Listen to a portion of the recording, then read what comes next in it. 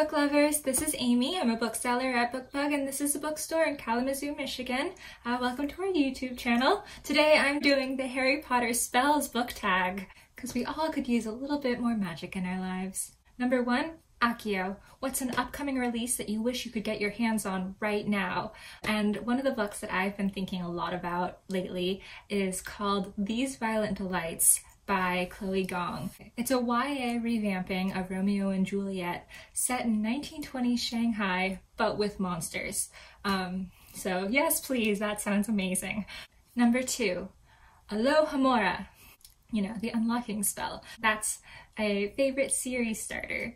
One series that I've been really excited about lately is The Queen's Thief by Megan Whalen Turner, and The Thief is the first book. I was a little bit late to the game. I think it first came out in like 1997 or something. I read it last summer and it totally blew my mind. There's a twist in it. It's twisty. It's this tiny little book. You wouldn't think it packs such a punch, but it really does. Number 4 is Aguamenti, a book that made you ugly cry. I cry all the time. I cry if I laugh too hard. Therefore, the book that I'm choosing is the book that I'm currently reading, which has frequently made me cry. It's called We Are Not Free by Tracy Chee. It's set in 1940s San Francisco. It's about young adult Japanese Americans who are taken and incarcerated after Pearl Harbor. It tricks you. It tricks you. You think that the situation that they're in, it sucks a lot, but they're still going to school, they're still with each other, they're still being fed 3 meals a day, and then it gets worse and worse and worse as humanity is stripped away. And I'm not talking about the Japanese internees, I'm talking about the white Americans who are incarcerating them. Number 4, Expecto Patronum. Name a hero or heroine that you would want around in real life to protect you. And I choose Kamala Khan. Ms. Marvel. She's so brave and big and strong, and also we could be total dorks together and hang out all the time. So we'd be like best friends, and then danger would come and she'd come and protect me with her shape-shifting powers. She's one of those people, I can't decide if I want to be best friends with her or I want to be her. And she's a Marvel character, in case you didn't know.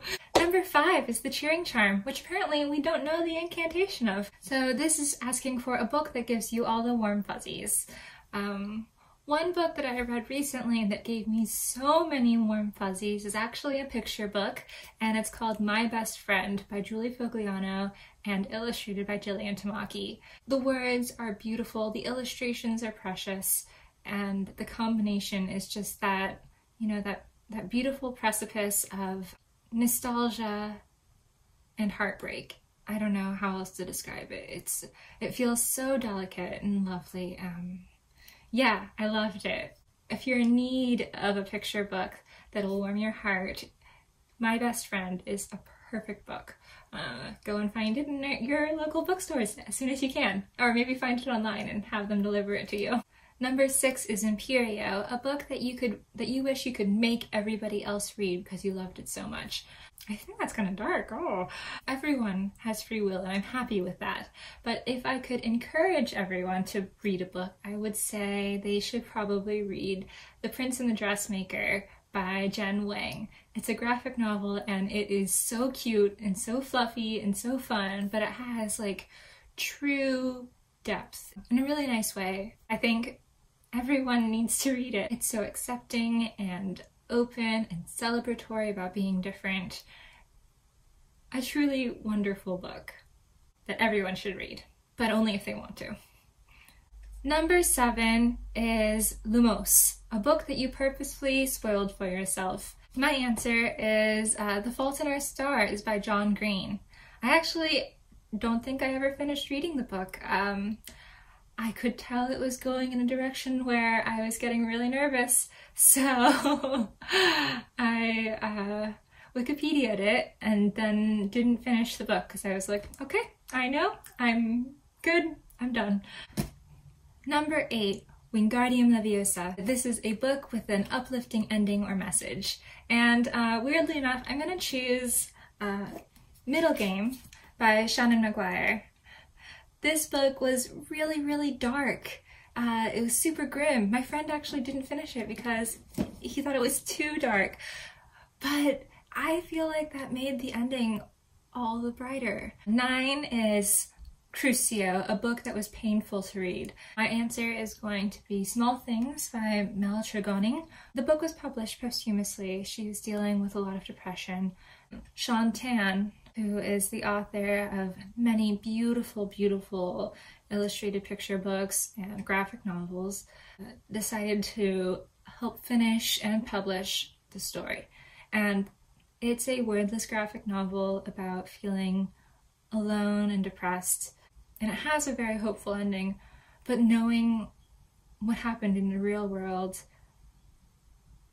made it really painful. So number 10 is the Jelly Legs Jinx, and it's asking for a swoon-worthy hero or heroine. I thought that was a little bit hard, but I guess one character that I am just like a really huge fan of is Peter Grant from the Rivers of London series by Ben Aaronovitch, because I don't know, he's just such a different kind of protagonist in a really nice way. He's dorky, he's silly, he's just not very sure of himself, but I'm really fascinated by just getting to see his family. He's a biracial main character, and we get to meet both of his parents and learn about both of their cultures in a really cool way that I haven't really seen in fantasy before. So yeah, he's a really great character and I am a big fan. I really like also how he is progressing so slowly, but it's happening. He's putting in the work and it's working. Yeah, so slowly, but it's working. Number 11 is Aresto Momentum, a book that made you stop doing anything else until you finished reading it. And that is all of the Harry Potter books, but especially the 7th one. Just read the entire book straight through. Couldn't do anything else. Except for I took 1 hour break, and I'll tell you why later.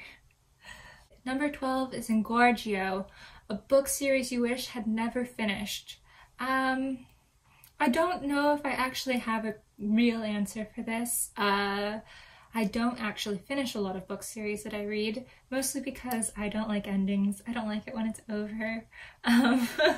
So I guess all of them might be my answer, because I get really, really sad when I think there's never going to be another version of this book, and I will stop reading.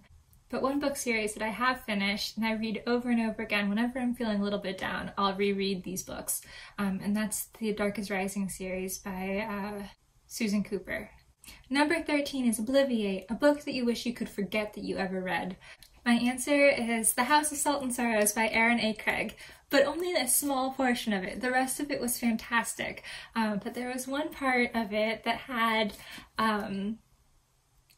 like a little bit of sea creature body horror, and I don't like fish in the first place. There was one part that it horrified me so much. I wish I could forget it, but it's imprinted in my brain forevermore.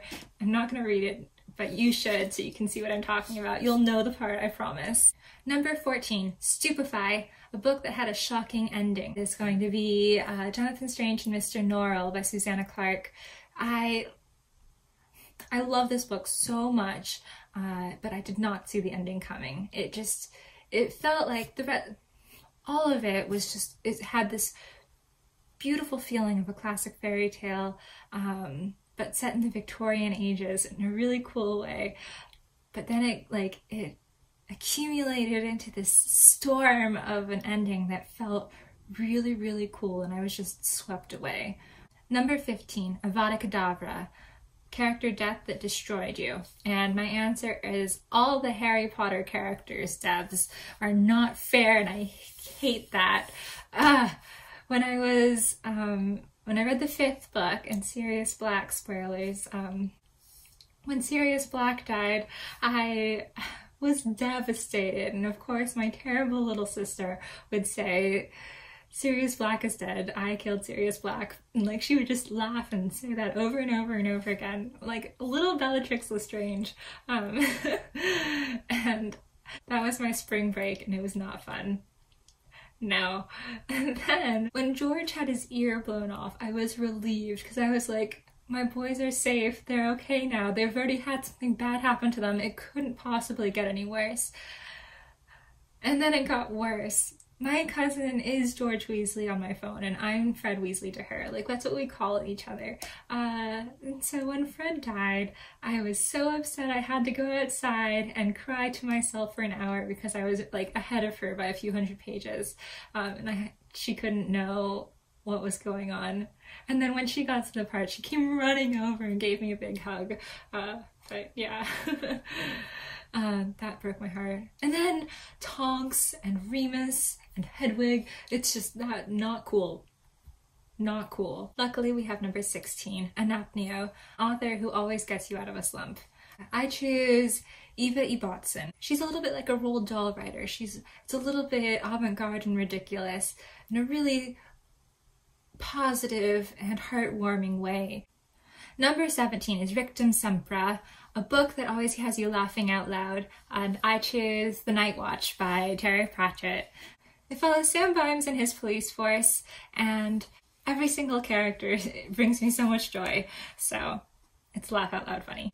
Number 18 is Expelliarmus, a book that made you want to send it flying. I don't really have that reaction to most books.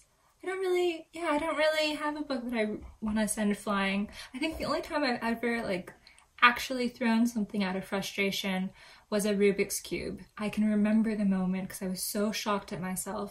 Number 19, Portus, a bookish world that you wish you could visit. Obviously, Middle Earth. Yes, please. Any day now, I'm waiting. I'm ready. Got my bags packed. Any moment now, it's gonna happen. And on that note, number 20, Finite Incantatem, the best series conclusion. My choice is The Return of the King by J.R.R. Tolkien. I love that ending. Some people are upset because after they throw the ring in Mount Doom and everyone gets rescued, that should be the ending, but actually they go on this extra quest where they return to the Shire and we have to do a whole nother battle with Saruman, and then there's still more afterwards. Yeah, I really like that because I kind of mentioned earlier about like series that you wish would never finish. I don't finish a lot of series because I'm afraid of the ending. For this book, it was okay because our climax happened so much earlier that I felt like when we were finishing the book, there was another little bit of story to get me to the end. It didn't feel like they were like easing me into the ending. It didn't feel like it was climax and then done, which happens to be the trend now, which is just fine, but it makes me stressed out and nervous about losing the character moments that I so enjoy. And it was just a really good way to show that the core characters that we've been following for all of the books, how much they've grown as hobbits. I was going to say as men, but they're hobbits. We need to see that character growth, and I thought it was really wonderful. So yeah, I say The Return of the King. Alright, so that was my Harry Potter spells book tag, and I made it so that not all of my answers were Harry Potter, which is also possible. I could have very well done that. I hope you guys have a wonderful day, are hanging in there. Hopefully we'll see you in the bookstore soon. Until then, stay safe. Bye.